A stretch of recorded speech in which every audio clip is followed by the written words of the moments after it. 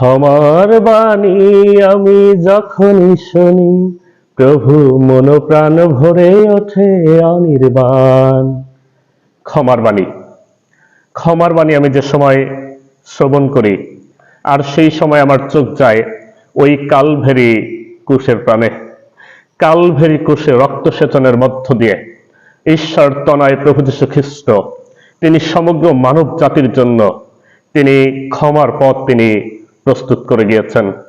খ্রিস্টতে প্রিয়জনেরা, যে যেখানে অবস্থান করছেন, ক্রুশে সেই মৃত্যুঞ্জয়ী যিশু নামে আমি প্রত্যেককে শুভেচ্ছা এবং খ্রিস্টীয় মঙ্গলবার জ্ঞাপন করি। আরেকটিবার পবিত্র বাক্যের সান্নিধ্যে আমরা উপস্থিত হয়েছি এবং দুইটি ছোট্ট সন্তানের ঘটনা দিয়ে আজকে আমি আমার প্রচার বাণীতে আমি যেতে চাই। এবং দুইটি ছোট্ট সন্তান আর তারা একসঙ্গে খেলা করতে শুরু করেছে, এবং যে সময় তারা একসঙ্গে খেলা করছে খুব আনন্দ মুহূর্তে তারা প্রবেশ করেছে এবং তারা একে অন্যকে তারা সেই হাস্যরসে মাতিয়ে তুলেছে। যদি বন্ধুত্ব দেখতে হয় তাহলে সেই দুইটি সন্তানের দিকে তাকাতে হবে। তদ্রূপভাবে হঠাৎ করে খেলতে খেলতে তাদের মধ্যে অশান্তি সৃষ্টি হলো। এবার যদি শত্রুতা দেখতে হয় তাহলে তাদের দিকে তাকাতে হবে, কেউ কাউকে সহ্য করতে পারছে না, একজন অপরকে আঘাত করবার চেষ্টা করছে, যেন আকাশ ভেঙে পড়েছে তাদের মাথায়।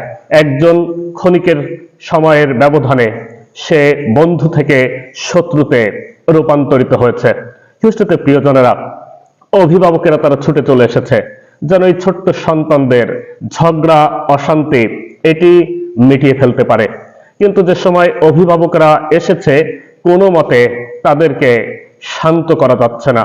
তারা একজন অপরের দিকে ধেয়ে চলেছে, একজন অপরকে আঘাত করার চেষ্টা করছে, কোনোভাবে তাদের রাগ নিয়ন্ত্রণ করা যায় না। হঠাৎ করে অভিভাবক তিনি মণ্ডলীর পালককে ডাকলেন এবং বললেন, আপনার কথাই ছোট্ট সন্তানেরা শুনে থাকে, তাই আপনি আসুন এবং এদেরকে শান্ত করুন, যেন এরা আগের সেই বন্ধুত্বের সম্পর্কে ফিরে যেতে পারে। খ্রিস্টতে প্রিয়জনেরা, পালকের কাছে দুইজনই খুব আদরের ছিলেন এবং পালক মাঝে মাঝে তাদের সঙ্গে সেই সময় তিনি কাটাতেন। আর পালক সেই সময় দুইজনকে ডাক দিয়ে তিনি পবিত্র শাস্ত্র থেকে শিক্ষা দিতে শুরু করলেন এবং পালক বললেন, পবিত্র বাক্যে লেখা আছে যে সূর্য যেন ডুবে না যায়, অর্থাৎ সূর্য ডুবার পূর্বে তোমাদের রাগ তোমরা ত্যাগ করো, একজন অন্যজনের প্রতি তোমরা রাগ করো না, কেউ কাউকে তোমরা আঘাত করো না। হঠাৎ করে একটি ছোট সন্তান না বুঝেই তিনি সেই পালককে তিনি প্রশ্ন করলেন এবং বললেন, সূর্য যেন না ডোবে তার জন্য আমাকে কি করতে হবে? খ্রিস্টতে প্রিয়জনেরা, যদিও সেই দিন ছোট্ট সন্তান না বুঝে প্রশ্ন করেছিল, সূর্য যেন না ডোবে তার জন্য আমাকে কি করতে হবে? বর্তমান আমাদের সমাজের যে অবস্থা, বর্তমান মানুষের সাথে মানুষের সম্পর্কের যে অবস্থা, তা এই ছোট্ট সন্তানের প্রশ্নের মধ্যে লুকিয়ে রয়েছে।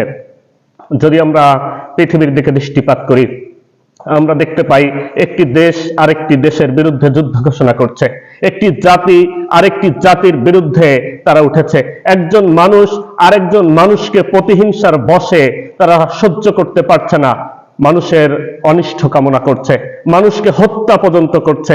আর এমনই সময়ের মধ্য দিয়ে আমরা দিন যাপন করে চলেছি। তাই সেই ছোট্ট সন্তান যে প্রশ্নটি করেছিল, আজকে প্রত্যেকটি মানুষ হয়তো এভাবেই চিন্তা করছে যে আমি কোনো মতে আমার বন্ধুকে ক্ষমা করতে চাই না, আমি কোনো মতে আমার শত্রুকেও ক্ষমা করতে চাই না, কারণ প্রত্যেকে আমরা প্রতিযোগিতায় নেমেছি, প্রত্যেকে আমরা জয়লাভ করতে চাই, প্রত্যেকে আমরা আমাদের ইগোকে আমরা ধরে রাখতে চাই।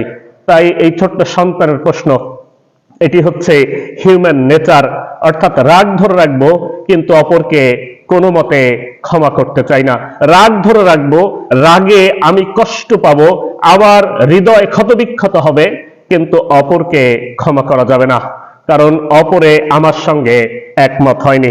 খ্রিস্টতে প্রিয়জনেরা, তাই এই সময়ের মধ্য দিয়ে, এই অবস্থার মধ্য দিয়ে আমার চোখ গেল ওই কালভেরি ক্রুশের দিকে। প্রভু যীশু আর তিনি ওই কালভেরি ক্রুশ থেকে ঘোষণা করেছিলেন, ক্ষমার বাণী। চারিদিকে যখন এমন অবস্থা, তখনই আমার চোখ ওই ক্রুশের দিকে ধাপিত হয়, এবং যে কাজটি আমরা করতে পারি না, যে কাজটি বর্তমান সমাজের লোকেরা করতে পারে না, আর প্রভু যীশু খ্রিস্ট কিভাবে অনাহাসেই সেই আদর্শ তিনি স্থাপন করলেন। তিনি তার শত্রুদেরকে ক্ষমা করলেন, তিনি তার শত্রুদের জন্য বিনতি করলেন। মৃত্যুর পূর্বে কোন ব্যক্তি যদি কোনো কথা ঘোষণা করে, মৃত্যুর পূর্বে যদি কোনো কথা মানুষের কাছে বলে যায়, আর সেটি বিশেষ কথা হয়ে থাকে, তাই প্রভু যীশু খ্রিস্ট মৃত্যুর পূর্বক্ষণে যে সময় ওই কালভেরি ক্রুশের উপরে অবস্থান করছেন, আর তিনি 7টি বাণী প্রকাশ করলেন। মৃত্যুর পূর্বে এটি ছিল প্রভু যীশু খ্রিস্টের শেষ কথা, যেটি মানব জাতি হিসাবে আমরা গুরুত্বের সঙ্গে আমরা উপলব্ধি করে থাকি।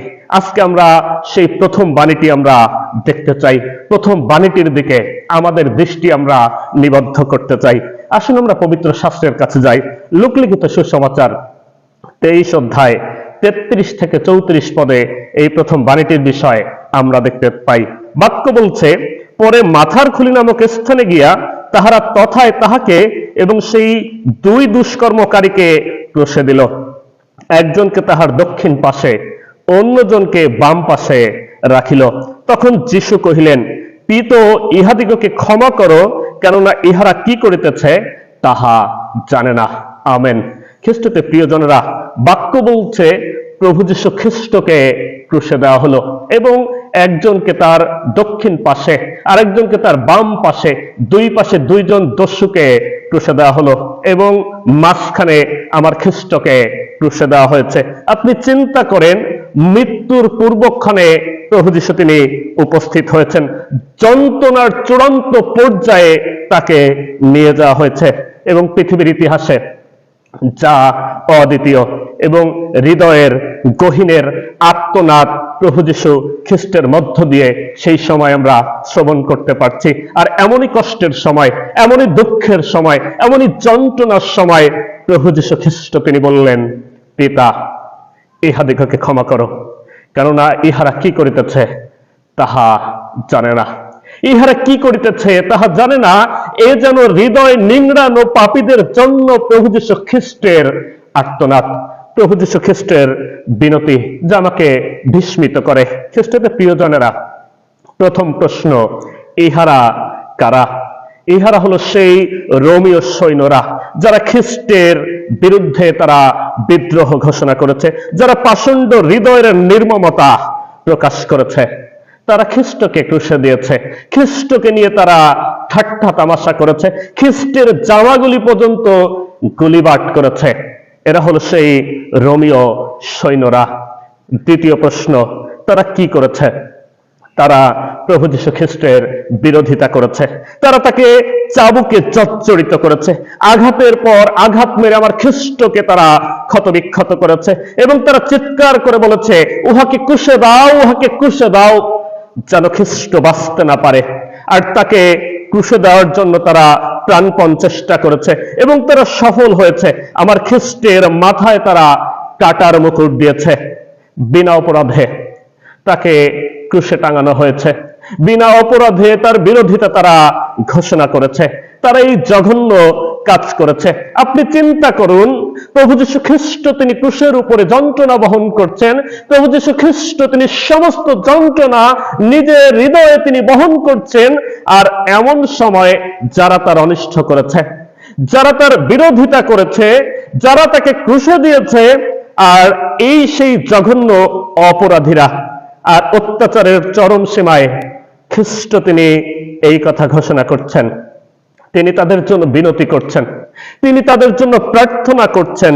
তিনি বলছেন, পিত ইহাদিগকে ক্ষমা করো, পিত ইহাদিগকে ক্ষমা করো, কারণ ইহারা কি করিতেছে তাহা জানে না। খ্রিস্টতে প্রিয়জনেরা, যদি সেই জায়গায় আমরা নিজেদেরকে আমরা দাঁড় করাই, হয়তো আমরা আমাদের পক্ষে কথা বলতাম, আমরা হয়তো বিচার চাইতাম যে আমার প্রতি ভুল করা হচ্ছে, আমার প্রতি অন্যায় করা হচ্ছে, কিন্তু খ্রিস্ট তা করেননি। শুধু তাই নয়, হতে পারে এই মানুষের নেচারে আমরা তাদের ধ্বংস কামনা করতাম, আমরা তাদের অমঙ্গল কামনা করতাম, কিন্তু প্রভু যীশু খ্রিস্ট তা করেননি।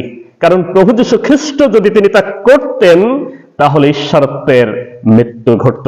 কিন্তু প্রভু যীশু খ্রিস্ট তিনি ঈশ্বর হয়ে এই পৃথিবীতে আসলেন এবং মানুষকে ক্ষমা করলেন, শত্রুকে ক্ষমা করলেন এবং মানুষকে এই পৃথিবীতে শেখালেন কিভাবে অপরকে ক্ষমা করতে হয়। অনেক মানুষ এই পৃথিবীতে এসেছিল, তারা মানুষকে পথ দেখানোর জন্য প্রাণপণ করেছিল। অনেক মানুষ তারা এই পৃথিবীতে এসেছিল, তারা মানুষকে পথের দিকে নির্দেশ করেছিল, কিন্তু তারা যা বলেছিল নিজেরা তা জীবন দিয়ে পালন করেনি। তারা যা মুখে বলেছিল তাদের কাজের সঙ্গে তা মিল আমরা দেখতে পাই না। একজন বলেছিল যে আমি এই পৃথিবীতে শান্তি নিয়ে এসেছি। যদি আপনি তার জীবনী পড়েন তাহলে দেখতে পাবেন যুদ্ধ ছাড়া তার জীবনের ইতিহাসে আমরা তেমন শান্তি আমরা খুঁজে পাই না। খ্রিস্টতে প্রিয়জনেরা, যদি কথা কাজের মিল আপনারা দেখতে চান, যদি তোমরা দেখতে চাও কথা এবং কাজের মিল, তাহলে খ্রিস্টের দিকে দেখো। খ্রিস্টের দিকে দেখো, যিনি যা বলে গিয়েছেন এবং কাজেও তিনি তা করেছেন। মথলিখিত সুসমাচার 5 অধ্যায় 43 পদে লেখা আছে, তোমরা শুনিয়াছ উক্ত হইয়াছিল তোমরা প্রতিবাসীকে প্রেম করিবে এবং তোমার শত্রুকে দেশ করিবে।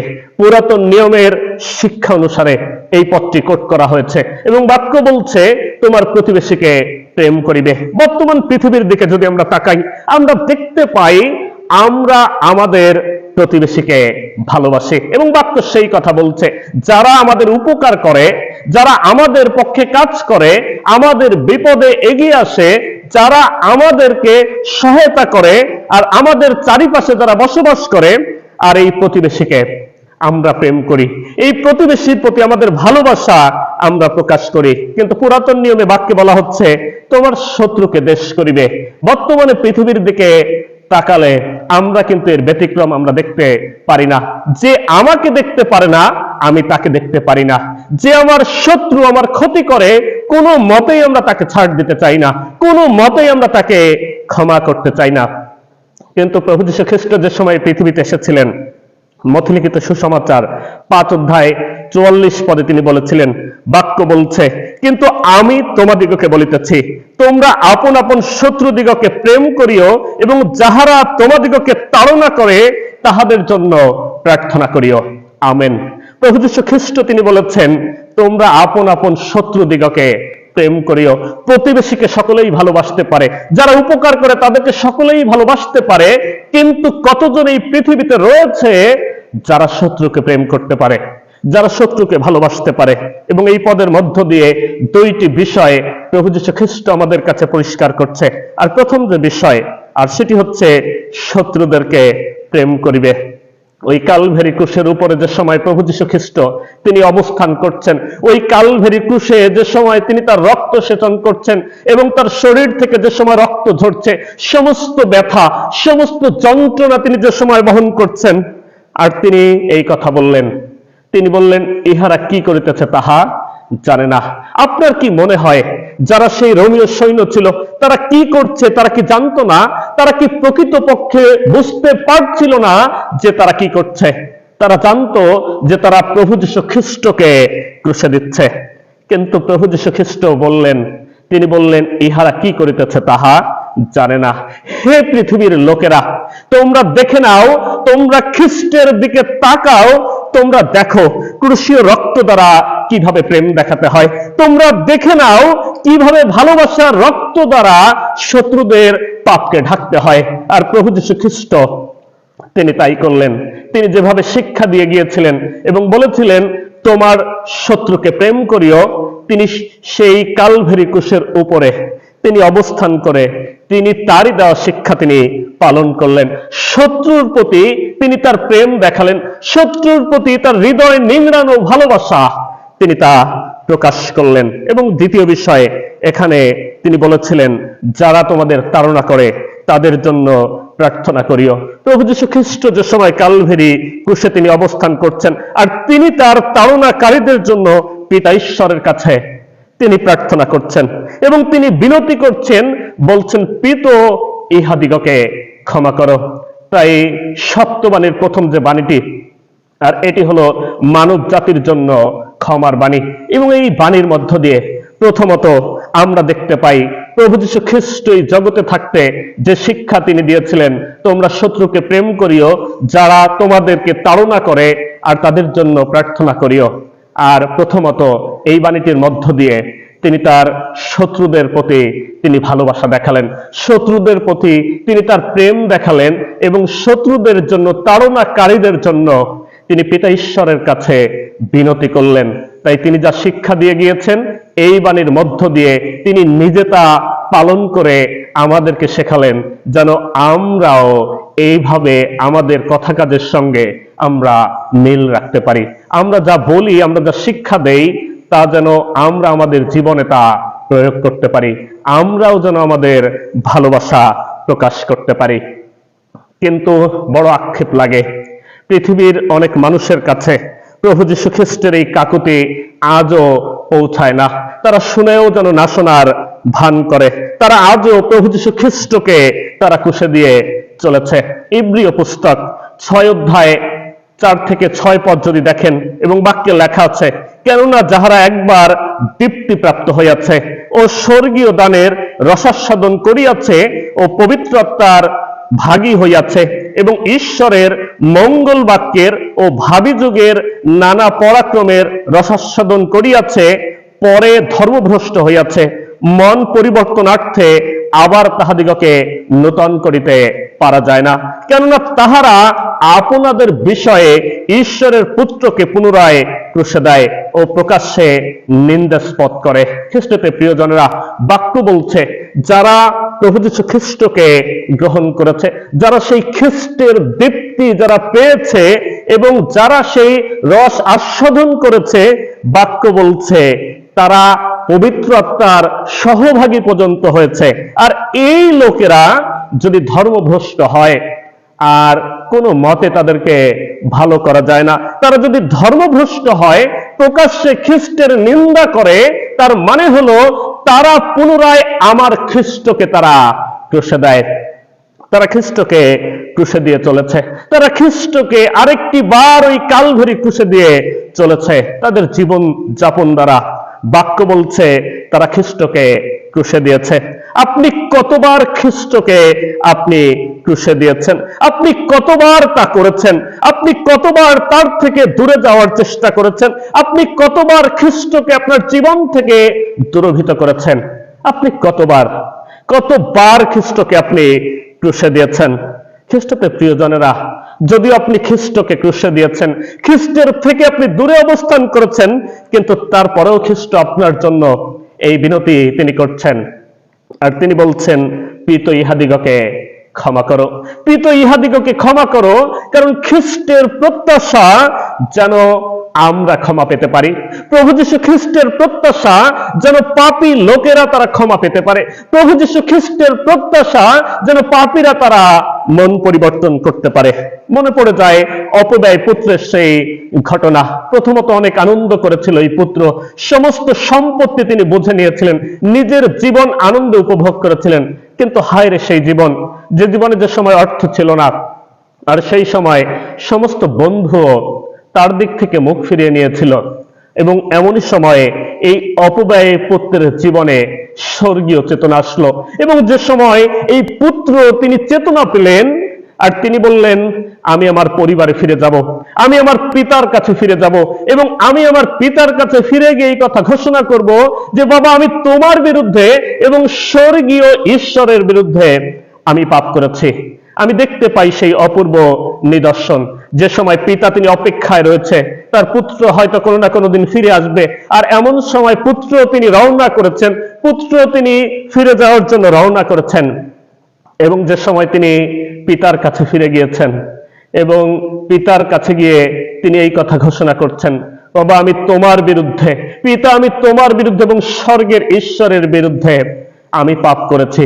বাক্য এই কথা বলছে, পিতা তাকে ক্ষমা করেছিলেন, পিতা তাকে আলিঙ্গন করেছিলেন। পিতা কখনো ঘোষণা করেনি যে এই সন্তান আমার কত টাকা নষ্ট করেছে, পিতা এই কথা তাকে জিজ্ঞাসা করেনি তোমার যে সম্পত্তি, সেই সম্পত্তি কেন তুমি নষ্ট করেছ। কিন্তু পিতার ভালোবাসা আমরা দেখতে পাই, পিতার ক্ষমার মনোভাব আমরা দেখতে পাই, পিতার আলিঙ্গন আমরা দেখতে পাই। খ্রিস্টতে প্রিয়জনেরা, পবিত্র বাক্য আমাদেরকে এই কথা বলছে। প্রথম যোহন 1:9 বাক্য বলছে, যদি আমরা আপন আপন পাপ স্বীকার করি, তিনি বিশ্বস্ত ও ধার্মিক, সুতরাং আমাদের পাপ সকল তিনি মোচন করিবেন এবং আমাদিগকে সমস্ত অধার্মিকতা হইতে শুচি করিবেন। আমেন। খ্রিস্টতে প্রিয়জনেরা, বাক্য বলছে যদি আপনি ফিরে যান, বাক্য বলছে যদি আপনি আপন আপন পাপ স্বীকার করেন, বলছেন তিনি বিশ্বস্ত ও ধার্মিক এবং তিনি আমাদের পাপ তিনি মোচন করিবেন। আমাদের পাপ তিনি মনে রাখবেন না, আমাদের পাপ তিনি মুছে ফেলবেন। এবং শুধু তাই নয়, বাক্য বলছে সমস্ত অধার্মিকতা হইতে তিনি আমাদিগকে শুচি করিবেন। আপনি যদি ওই অপবায় পুত্রের মতো আপনি ঈশ্বরের কাছে ফিরে আসেন, আপনি যদি সেই অপবায় পুত্রের মতো আপনার হৃদয়ে এই চেতনা, এই অনুশোচনা আনতে পারেন, আমাকে আমার পিতার কাছে ফিরে যেতে হবে, আমাকে আমার স্বর্গীয় পিতার কাছে ফিরে যেতে হবে, যেন সেই স্বর্গীয় পিতার কাছে ফিরে গিয়ে আমি ক্ষমা লাভ করতে পারি। তাই সত্যবাণীর প্রথম এই বাণীটি ক্ষমার বাণী এবং দ্বিতীয়ত এই বাণীটির মধ্য দিয়ে খ্রিস্টের প্রত্যাশা, ঈশ্বরের প্রত্যাশা, যেন পাপী মানুষ তারা মন পরিবর্তন করতে পারে এবং পাপী মানুষ মন পরিবর্তন করে তারা যেন পাপ স্বীকার করে এবং খ্রিস্টের কাছে, ঈশ্বরের কাছে তারা যেন ফিরে যেতে পারে। তারা যেন অনুশোচনার হৃদয় নিয়ে বলতে পারে যে পিতা আমি পাপ করেছি, পিতা আমি পাপ করেছি, আমি তোমার বিরুদ্ধে, আমি স্বর্গের বিরুদ্ধে আমি পাপ করেছি, তুমি আমাকে ক্ষমা করো। তাই সত্যবাণীর এই প্রথম বাণীটি দ্বিতীয় যে বিষয় আমাদের কাছে প্রকাশ করছে, আর সেটি হচ্ছে আমরা যেন মন পরিবর্তন করি, আমরা যেন আমাদের পাপ স্বীকার করি এবং আমরা যেন মন পরিবর্তন করে আমরা ঈশ্বর পিতার কাছে আমরা ফিরে যাই। আমরা সকলেই প্রভুর প্রার্থনা করে থাকি। লোকলিখিত সুসমাচার 11:4 লেখা আছে, আর আমাদের পাপ সকল ক্ষমা করো, কেননা আমরাও আপনাদের প্রত্যেক অপরাধীকে ক্ষমা করি। খ্রিস্টতে প্রিয়জনেরা, প্রভুর প্রার্থনায় আমরা প্রত্যেকে বলে থাকি আমাদের পাপ সকল ক্ষমা করো। আমরা বলি আমাদের পাপ সকল ক্ষমা করো। কেন ক্ষমা করো? কারণ আমরাও আমাদের অপরাধীদিগকে ক্ষমা করিয়াছি। আজকে বিশ্ববাসীর কাছে আমার প্রশ্ন, আজকে বিশ্বাসীদের কাছে আমার প্রশ্ন, আজকে আপনার কাছে আমার প্রশ্ন, প্রকৃতপক্ষে আপনি কি আপনার অপরাধীকে ক্ষমা করতে পারছেন? প্রকৃত পক্ষে কি আপনি আপনার শত্রুকে ক্ষমা করছেন? প্রকৃত পক্ষে কি আপনি ক্ষমা করে তারপরে এই কথা ঘোষণা করছেন আমাদিগকে ক্ষমা করো, আমাকে ক্ষমা করো, কারণ আমি আমার শত্রুকে ক্ষমা করেছি? নাকি নিচ্ছক ছলনা করছেন আপনি ঈশ্বরের সঙ্গে, নাকি নিচ্ছক ছলনা করছেন আপনি মানুষের সঙ্গে? মনে রাখবেন, বাক্যে এই কথা লেখা আছে, ঈশ্বরের সঙ্গে তামাশা চলে না, ঈশ্বরের সঙ্গে তামাশা চলে না। কারণ ঈশ্বর তিনি মানুষের হৃদয় তিনি দেখতে পান। মানুষ দেখে বাহিরের চেহারা, কিন্তু ঈশ্বর পিতা তিনি মানুষের অন্তঃকরণ দেখেন। তাই প্রভুর প্রার্থনায় যেহেতু আমরা বলছি পিতা আমাদিগকে ক্ষমা করো, আমরা যেমন আপন আপন অপরাধীকে ক্ষমা করিয়াছি, এই ক্ষমা যেন আমরা সত্যিকার অর্থে আমরা ক্ষমা করতে পারি। এবং প্রভু যীশু খ্রিস্ট যেভাবে নিদর্শন দেখিয়েছেন, যেন আমরাও আমাদের জীবন দ্বারা আমরা মানুষকে ক্ষমা করতে পারি। মার্ক লিখিত সুসমাচার 11:25-26 পদ যদি দেখেন, বাক্যে লেখা আছে, আর তোমরা যখনই প্রার্থনা করিতে দাঁড়াও, যদি কাহারও বিরুদ্ধে তোমাদের কোনো কথা থাকে, তাহাকে ক্ষমা করিও, যেন তোমাদের স্বর্গস্থ পিতাও তোমাদের অপরাধ সকল ক্ষমা করেন। আমেন। বাক্য বলছে যে সময় আপনি প্রার্থনায় দাঁড়ান, বাক্য বলছে যে সময় আপনি বিনতিতে দাঁড়ান, আপনার যদি কারো বিরুদ্ধে কোনো কথা থাকে, কেউ যদি আপনার জন্য কষ্ট পেয়ে থাকে, কেউ যদি আপনার জন্য দুঃখ পেয়ে থাকে, আর বাক্য বলছে প্রথমে তুমি তাকে ক্ষমা করো, প্রথমে তুমি তাকে ক্ষমা করো, তারপরে তুমি বিনতি করতে আসো, তারপরে তুমি প্রার্থনা করো। এবং বলছে কাহারো বিরুদ্ধে যদি তোমাদের কোনো কথা থাকে, তাহাকে ক্ষমা করিও, এবং যদি তোমরা ক্ষমা করতে পারো, বাক্যে এই কথা লেখা আছে, তোমাদের স্বর্গস্থ পিতাও তোমাদিগকে ক্ষমা করিবেন। আপনি যদি ক্ষমা না করেন, আপনি ক্ষমা পাবেন না।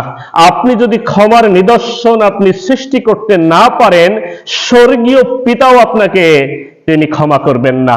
তাই যদি আপনি ক্ষমা যাচনা করতে চান, তাহলে আপনাকেও অপরকে ক্ষমা করতে হবে। তাই সপ্তবাণীর এই প্রথম ক্ষমার বাণীটি তৃতীয়ত আমাদের কাছে প্রকাশ করে প্রভু যীশু খ্রিস্ট যেমন তার শত্রুদেরকে ক্ষমা করেছিলেন, প্রভু যীশু খ্রিস্ট যেমন তাদের জন্য বিনতি করেছিলেন, আমরাও যেন আমাদের যারা শত্রু রয়েছে, যারা আমাদের বিরুদ্ধে আচরণ করছে, যারা আমাদের বিপক্ষে কথা বলছে, যারা আমাদের বিরোধিতা করছে, আমাদেরকে নিয়ে সমালোচনা করছে, যারা আমাদের জীবনকে অতিষ্ঠ করে ফেলেছে, মাঝে মাঝে আমরা বলছি এই যন্ত্রণায় আমরা আর থাকতে পারছি না, খ্রিস্ট এই প্রথম বাণীর মধ্য দিয়ে আমাদের কাছে প্রকাশ করছে আমরা যেন তাদেরকে আমরা ক্ষমা করতে পারি এবং তাদের জন্য যেন আমরা বিনতি করতে পারি, তাদের জন্য আমরা প্রার্থনা করতে পারি। খ্রিস্টতে প্রিয়জনেরা, আজকে এই আহ্বান আপনাদের কাছে আমি রাখতে চাই। প্রভু যীশু খ্রিস্ট তিনি জীবন দিয়ে যে শিক্ষা দিয়েছিলেন এবং সেই শিক্ষা ক্রুশের উপরে থাকাকালীন সময়েও শেষ প্রান্তে তিনি তা পালন করেছিলেন। তাই আমরাও যেন সেই শিক্ষা আমরা পালন করতে পারি। এবং দ্বিতীয় যে বিষয়, আর সেটি হচ্ছে প্রভু যীশু খ্রিস্টের প্রত্যাশা যেন প্রত্যেক পাপী মানুষ পরিত্রাণ পায়, যেন লোকেরা মন পরিবর্তন করে।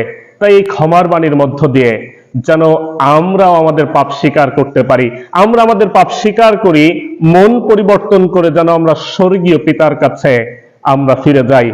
এবং সর্বশেষ তৃতীয় যে বিষয়, সেটি হচ্ছে যারা আমাদেরকে তাড়না করছে, যারা আমাদেরকে অত্যাচার করছে, যারা আমাদের বিপক্ষে অবস্থান করছে, আসুন এই প্রায়শ্চিত্তকালীন সময়ে আমরা তাদেরকে ক্ষমা করে, আমরা তাদেরকে মার্জনা করে আমরা তাদের জন্য প্রার্থনা করি।